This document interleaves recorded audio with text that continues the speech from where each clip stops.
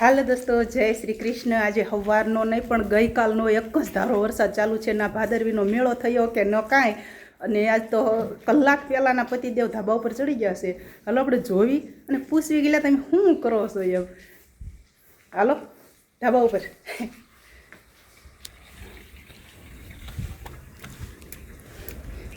વરસાદ એક ધારો રહેતો નથી ને ચાલુ વરસાદે કરે છે ઉપર। જો ચાલુ વરસાદે માણસોને જો જે કાંઈ કામકાજ હોય તો કરવા જવું જ પડે। અવાજ તો આવે છે હાવાણાનો। એલા લે એલા હું કરો છો એલા પણ હું તો કેરની ને કામ કરતા વિચારતી મેં કીધું આ શાંત વાતાવરણ કેમ છે, દેખાતા કેમ નથી, પણ બાકી ટકાટક થી નથી ધાબુ તો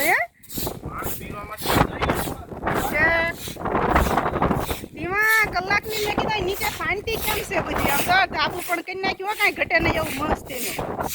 વાહ ભાઈ વાહ। મેં હુલ્યોને બે મેં કીધા છે કેમ ને, હું તો હતી ગાયું પાસે ઓલા ઘરનું બધું કામકાજ કરતી હતી। કીધું હાલો જોઈ ખરા શું કરે સાહેબ એમ।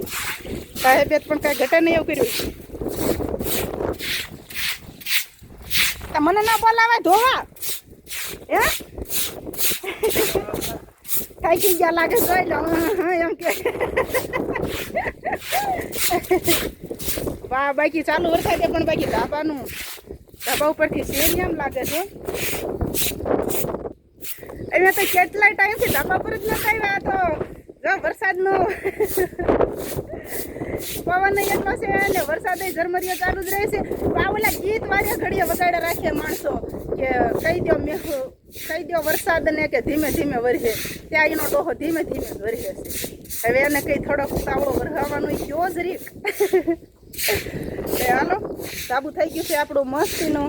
અને આપણે જે ગયા વર્ષે ભર્યો તો ટાંકો એ ખાલી કરી નાખ્યો છે, એટલે મોટર ચાલુ છે એમાં એ ખાલી થાય છે। અને અહીંયા પણ નવા પાણીનું કામકાજ ચાલુ છે। અત્યારે ભરી લઈશું ને એટલે આવતા વરસ લગી કાંઈ ઉપાધિ જ નહીં, મીઠું મધુરું પાણી વરસાદનું।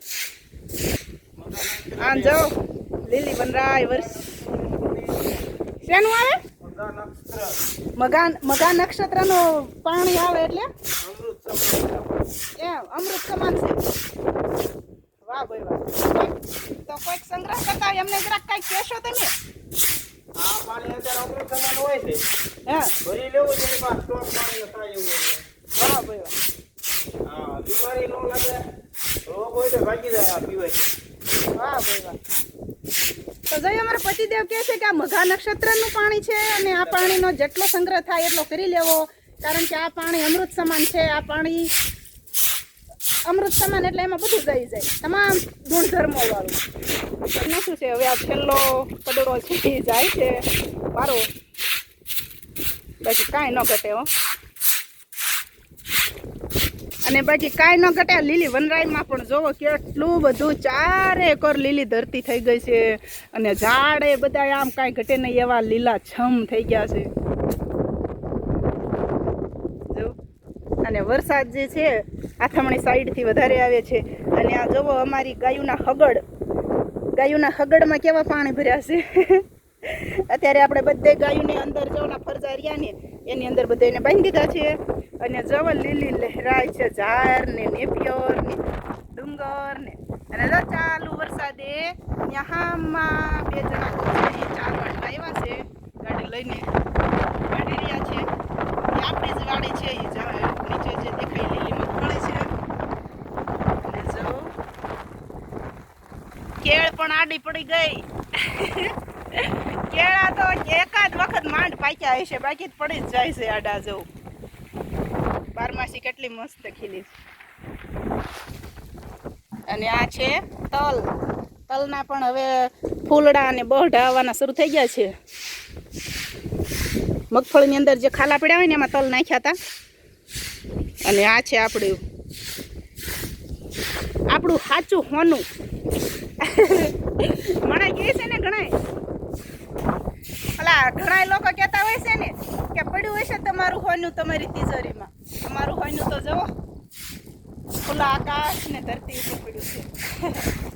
સારું હાલો તે જય શ્રી કૃષ્ણ, ખુશ રહેજો। અને તમે પણ આવી રીતે મઘા નક્ષત્ર ચાલુ છે અત્યારે, તો બને તો આ મીઠા અમૃત જેવા પાણીનો સંગ્રહ કરી લેજો.